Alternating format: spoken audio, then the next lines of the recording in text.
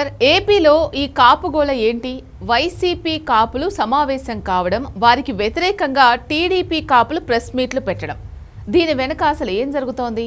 ఆంధ్రప్రదేశ్ రాజకీయాల్లో కాపుల సంఖ్యాపరంగా చాలా కీలక పాత్ర పోషిస్తారు. మీకు రాష్ట్ర జనాభాలో 25 to 27% ఉంటారు. అందులో కొన్ని ప్రాంతాల్లో కేంద్రీకృతమై ఉండడం వల్ల వారి ప్రభావం చాలా ఎక్కువ సీట్లపై ఉంటుంది. మనకు చారిత్రకంగా తీసుకుంటే 2 సామాజిక వర్గాలే ఆంధ్రప్రదేశ్ రాష్ట్రంలో ముఖ్యమంత్రులు కాగలిగారు అత్యధికంగా. దానితో కాపుల సంఖ్యాపరంగా బలంగా ఉండి కూడా మేము మా నాయకుడు ముఖ్యమంత్రి కాలేకపోయాడు అనేటువంటి ఒక భావన కాపు సామాజిక వర్గంలో బలంగా ఉంది. అందుకే ఎవరు ప్రయత్నం చేసినా తమ నాయకుడుగా తమ సామాజిక వర్గం నుంచి వచ్చిన నాయకుడికి కాపులు ర్యాలీ అవుతూ ఉంటారు.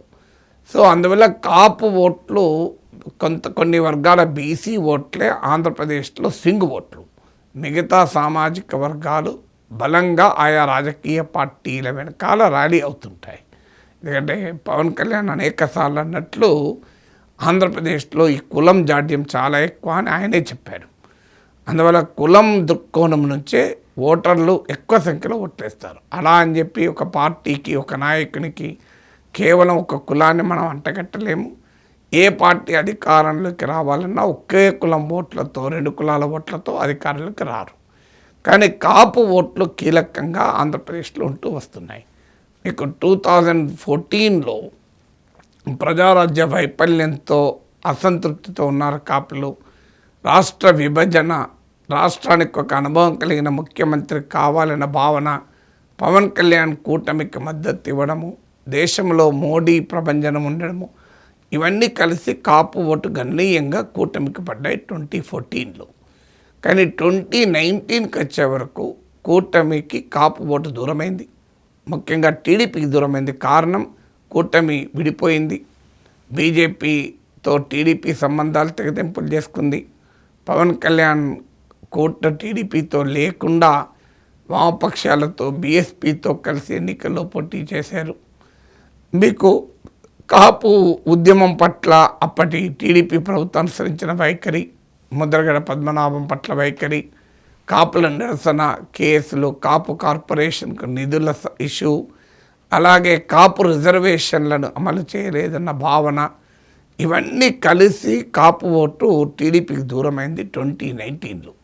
అది వైసీపీ అద్భుత విజయానికి కారణమైంది.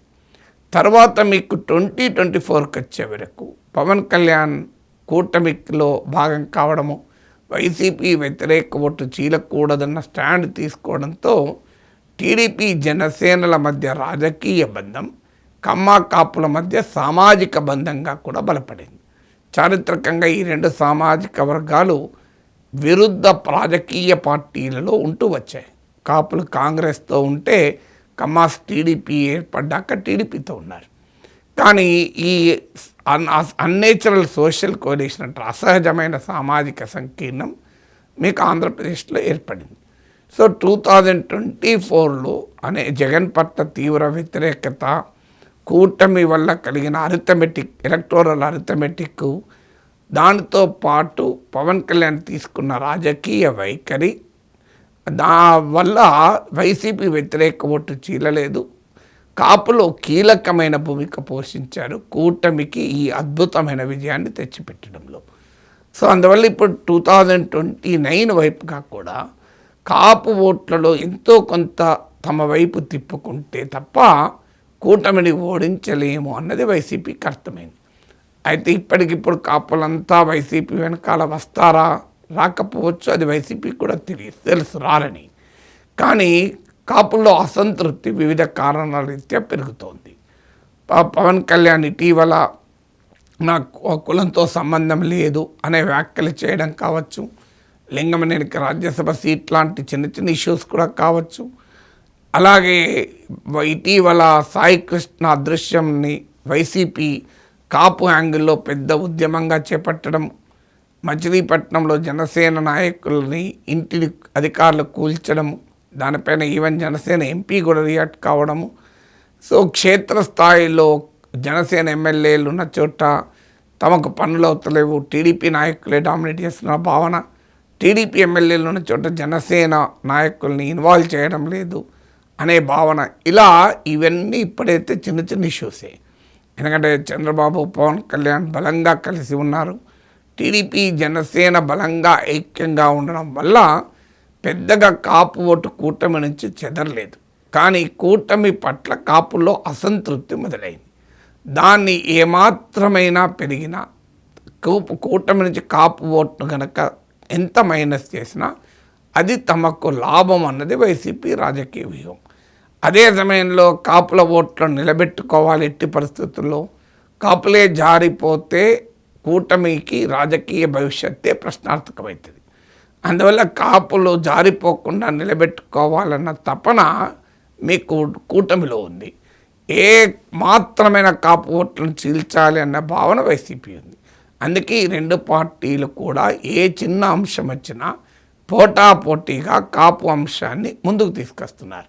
అందుకే పవన్ కళ్యాణ్ సీఎం ఎందుకు కాకూడదు అని, పవన్ కళ్యాణ్ ఎక్కువ సీట్లకు ఎందుకు పోటీ చేయకూడదని ఇలాంటి వాదనలు గతంలో కూడా ముద్రగడ పద్మనాభం, హరిరామజోగ ఇలాంటి వాళ్ళు కూడా తీసుకొచ్చారు. సో పవన్ కళ్యాణ్ కాపు ఓట్లను తీసుకెళ్లి చంద్రబాబు ఖాతాలో వేస్తున్నాడని విమర్శలు కావచ్చు.